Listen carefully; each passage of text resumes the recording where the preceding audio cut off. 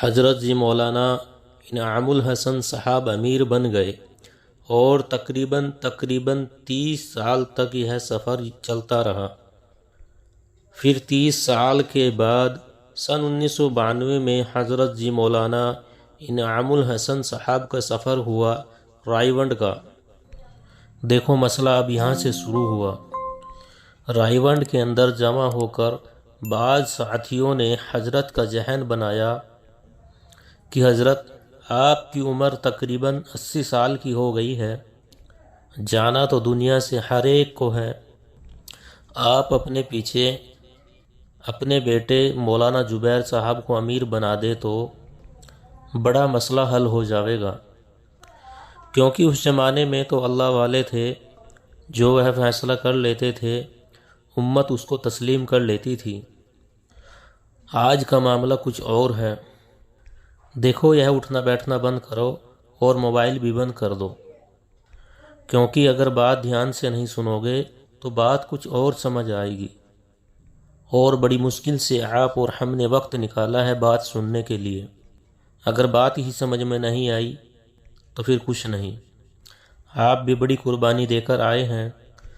تو اس وقت حضرت جی مولانا انعام الحسن صاحب کی زبان سے جو جملہ نکلا تھا وہ یہ تھا کہ بھائی اس کا فیصلہ تو ہم مرکز نظام الدین میں بیٹھ کر کریں گے، یہ فیصلہ یہاں نہیں ہو سکتا، اور یہ اس کام کی بنیادی اصول ہے کہ اس کام کا ہر فیصلہ بنگلے والی مسجد کے اندر ہوگا۔ یہ بات یاد رکھنا، انشاءاللہ قیامت تک ہم اس کو آباد رکھیں گے۔ حضرت جی نے بالکل صاف منع کر دیا کہ بھائی ہم مرکز نظام الدین جائیں گے اور وہاں کے ساتھیوں سے بیٹھ کر مشورہ کریں گے۔ اس کے بعد حضرت جی واپس مرکز نظام الدین تشریف لے آئے۔ مرکز نظام الدین میں اس وقت حضرت جی مولانا عبید اللہ خان بنیاوی رحمۃ اللہ علیہ موجود تھے، جو مدرسہ پڑھاتے تھے اور حضرت جی کے خاص تھے۔ حضرت جی مولانا انعام الحسن صاحب نے ان کے سامنے یہ بات رکھی کہ حضرت پڑوسی ملک میں ایسے بات ہوئی۔ اس پر حضرت جی مولانا عبید اللہ خان رحمۃ اللہ علیہ نے بہت ہی خوبصورت جواب دیا کہ حضرت میں آپ کے ساتھ 30 سال سے ہوں، میں نے آپ کو کبھی سیرت کے خلاف کوئی بھی کام کرتے ہوئے نہیں دیکھا، اور سیرت یہ کہتی ہے کہ جس طرح حضرت عمر رضی اللہ تعالیٰ عنہ نے دنیا سے جانے سے پہلے 6 احباب کی ایک سورہ بنائی تھی، جس میں حضرت عثمان رضی اللہ تعالیٰ عنہ اور حضرت علی رضی اللہ تعالیٰ عنہ، حضرت طلحہ رضی اللہ تعالیٰ عنہ اور حضرت زبیر رضی اللہ تعالیٰ عنہ، حضرت عبید اللہ رضی اللہ تعالیٰ عنہ اور حضرت عمر بن عوف رضی اللہ تعالیٰ عنہ، ان 6 لوگوں کی سورہ بنائی تھی، اور کہا تھا کہ میرے انتقال کے بعد تم سنو، میرے دنیا سے چلے جانے کے بعد تم بیٹھ کر اپنا امیر طے کر لینا، اگر رائے 3 کی مل جائے تو جس طرف حضرت عبد الرحمن بن عوف ہوں اس طرف فیصلہ کرنا۔ یہ فیصلہ کس نے کیا؟ حضرت عمر رضی اللہ تعالیٰ عنہ نے۔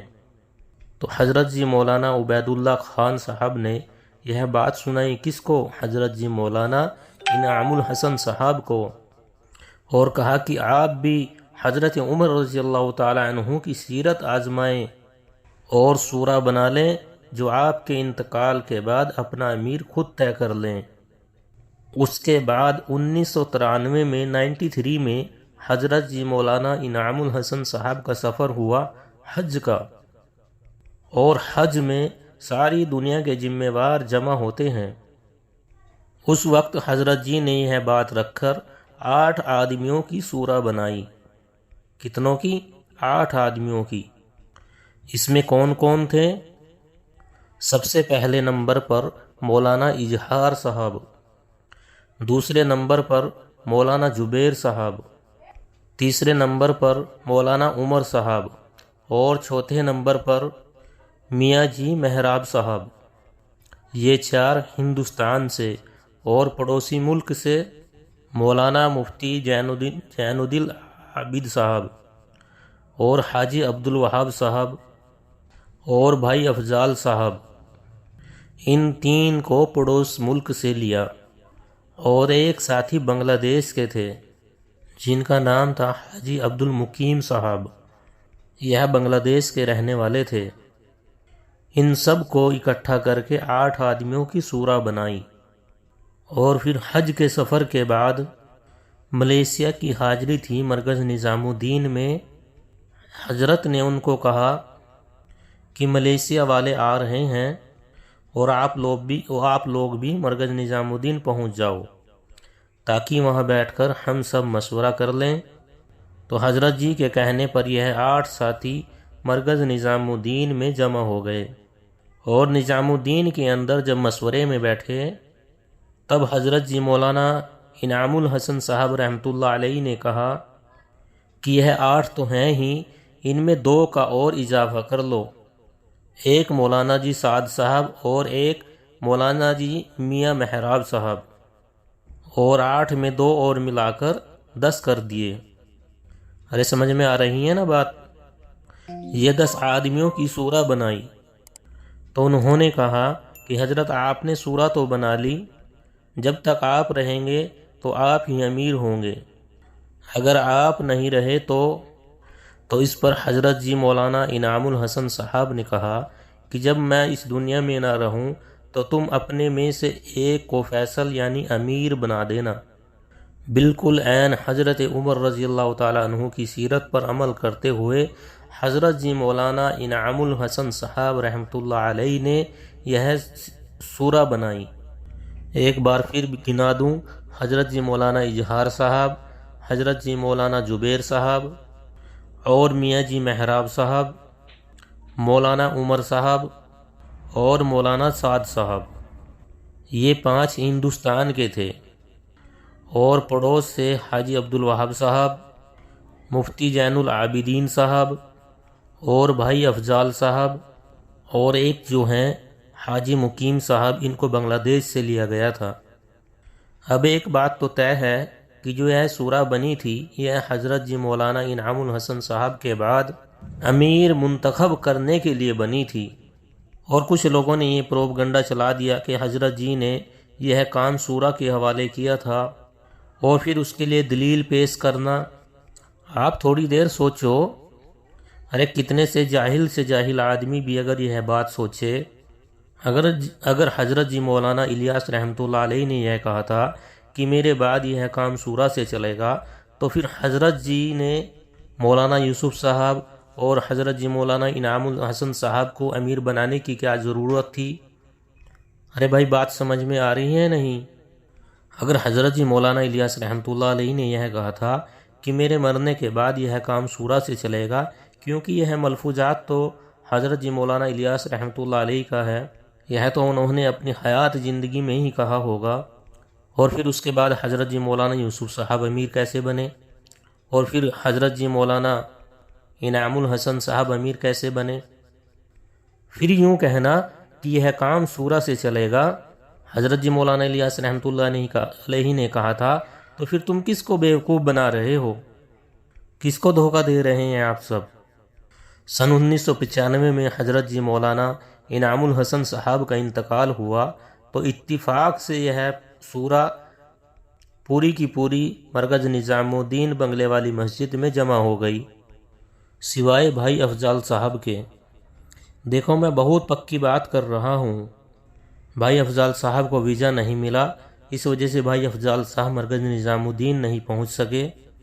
اس کے علاوہ حضرت جی کی بنائی ہوئی 9 آدمیوں کی شورا بالکل پوری کی پوری حضرت نظام الدین مرکز میں جمع تھی، اور پھر حضرت کی تکفین کے بعد یہ شورا ایک کمرے میں بیٹھی اور انہوں نے 3 دن تک لگاتار مشورہ کیا، اور اس کی دلیل میں دیتا ہوں ابھی آپ کو کہ یہ مشورہ ہوا یا نہیں۔ کچھ ٹائم پہلے واٹس ایپ پر ایک آڈیو وائرل ہوا تھا جس میں حاجی عبدالوہاب صاحب فرماتے ہیں کہ حضرت کے بعد کہ جب حضرت کے انتقال کے بعد ہم مشورے میں بیٹھے تھے تو حضرت جی مولانا سعد صاحب نے یہ رائے دی تھی کہ اگر آپ مولانا زبیر صاحب کو امیر بنائیں گے تو میرے ساتھ والے کٹ جائیں گے، اور اگر مجھے امیر بناؤ گے تو مولانا زبیر والے کٹ جائیں گے۔ ایمانداری سے آپ سب اللہ کے گھر میں بیٹھے ہیں، یہ رائے کب دی جا سکتی ہے؟ جب آپ سب مشورے میں بیٹھے ہوں تبھی دی جا سکتی ہے۔ حضرت جی مولانا سعد صاحب یوں کہہ رہے ہیں کہ اگر آپ مجھے امیر بنا دو گے تو مولانا زبیر کے ساتھی کٹ جائیں گے، اور اگر مولانا زبیر صاحب کو امیر بنا دو گے تو میرے ساتھی کٹ جائیں گے۔ یہ رائے اس وقت دی جائے جب پوچھا جائے کہ بتاؤ امیر کون بنے۔ اگر کام شورا کے حوالے ہو گیا تھا تو 3 دن تک مشورہ کرنے کی کیا ضرورت تھی؟ ارے کیا ضرورت تھی آپ لوگ بتاؤ نا۔ اور اس شورا کے اندر جو سب سے معمل ساتھی تھے وہ میاں جی محراب صاحب تھے، اور ان 9 کے 9 ساتھیوں نے مل کر حضرت جی میاں محراب صاحب کو فیصل بنایا تھا۔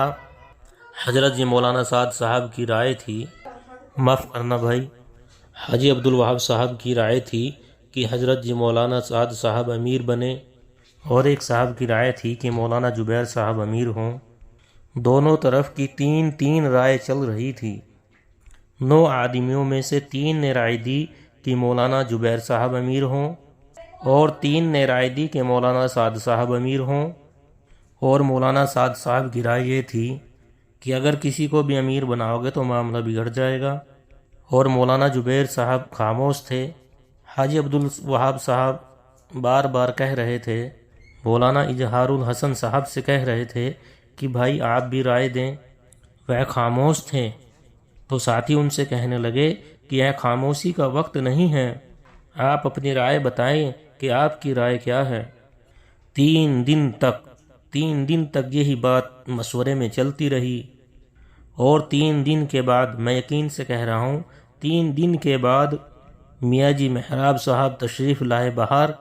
مرکز نظام الدین کی جو مسجد ہے اس کرسی پر بیٹھ کر فیصلہ سنایا کہ اب کے بعد اس کام کو لے کر حضرت جی مولانا اظہار صاحب اور حضرت جی مولانا سعد صاحب اور حضرت جی مولانا زبیر صاحب چلیں گے۔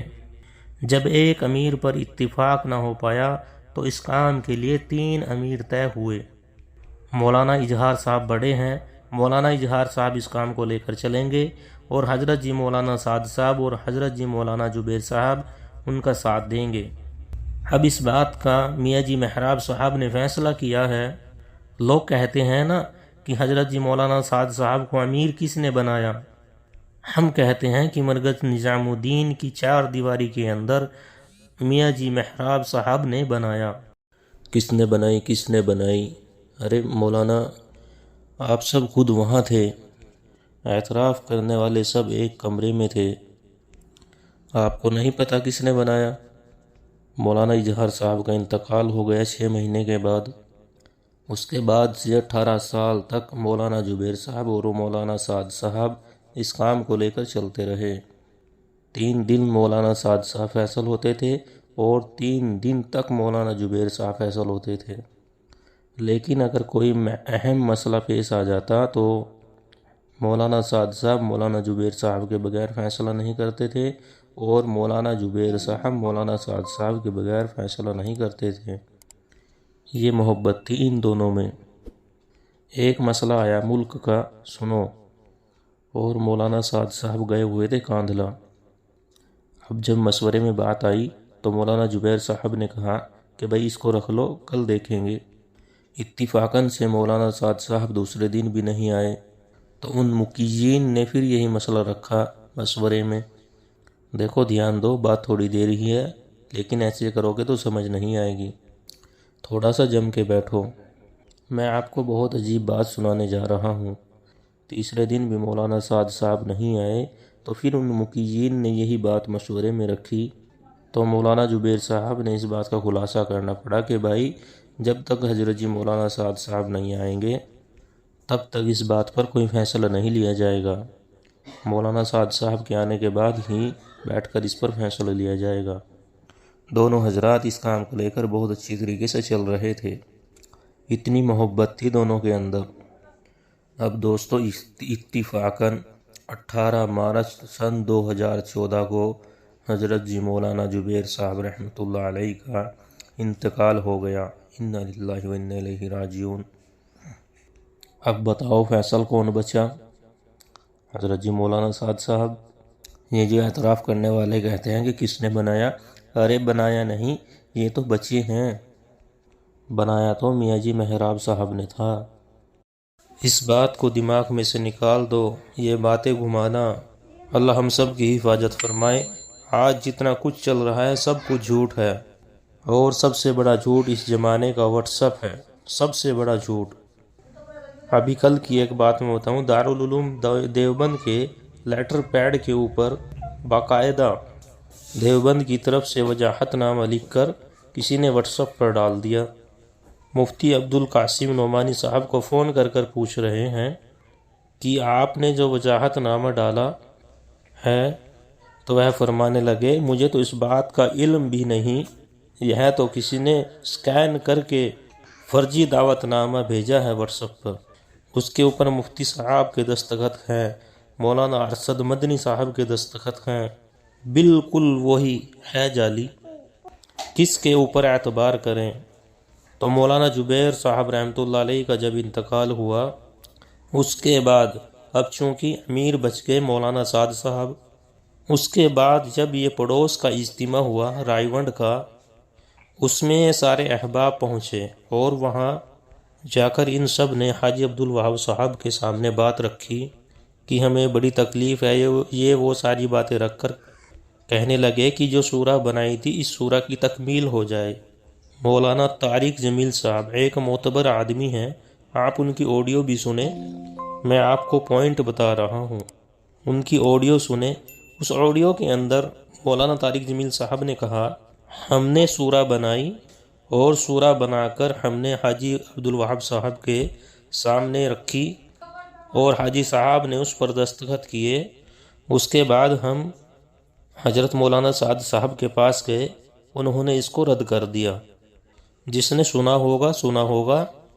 اب یہ پورے جملے میں دیکھنا، مولانا طارق جمیل صاحب کہہ رہے ہیں سورہ ہم نے بنائی، نہ حاجی صاحب نے بنائی، اور جو 10 آدمی تھے نا اس میں 10، ان میں سے کسی نے نہیں بنائی۔ سورہ جو بنائی تھی حضرت جی مولانا انعام الحسن صاحب نے بنائی تھی، اور مولانا طارق جمیل صاحب کہہ رہے ہیں کہ سورہ ہم نے بنائی، اور پھر حاجی صاحب کے پاس گئے۔ ارے بھائی جب تم رائے ونڈ میں بیٹھے ہوئے تھے تو تم نے حاجی عبدالوہاب صاحب کو اور حضرت جی مولانا سعد صاحب کو اپنے مشورے میں کیوں شریک نہیں کیا؟ کیونکہ آپ کو پتہ تھا کہ یہ منظور ہونے والی نہیں ہے، تو آپ نے تیسری پارٹی میں سورہ بنا دی، اور پوری دنیا کو کہہ رہے ہیں سورہ بن گئی۔ ارے بنایا کس نے ہے؟ مولانا شریف صاحب کو فون کیا تو مولانا شریف صاحب کہنے لگے جب بچہ پیدا ہی نہیں ہوا تو نام کسی نے رکھا؟ حضرت جی مولانا سعد صاحب نے صاف انکار کر دیا اور کہا کہ ہمارے ملک کے حالات صحیح نہیں ہیں، اس حالت میں ہم سورہ کو نہیں رکھ سکتے، ملک کے حالات یہ نہیں ہیں۔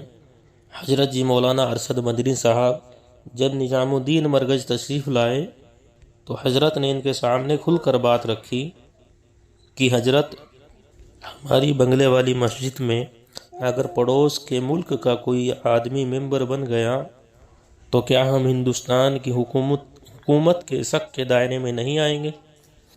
اس پر حضرت جی مولانا سعد صاحب نے کھل کر کہا کہ ہمارے یہاں عالمی مشورہ ہے، عالمی سورہ نہیں ہے، عالمی مشورہ بالکل ہے۔ رائے ونڈ کا اجتماع ہمارے یہاں عالمی مشورہ ہے، اور بنگلہ دیش کا مشورہ ہمارے یہاں عالمی مشورے کے مانند ہے، اور حج کا موسم ہمارے یہاں عالمی مشورے کے مانند ہے۔ یہ تینوں جگہ مشورہ الگ ہوگا، اور سورہ جو ہوگی ہندوستان کی الگ ہوگی، پڑوس کے ملک کی الگ ہوگی، اور عربی ملک کی الگ ہوگی۔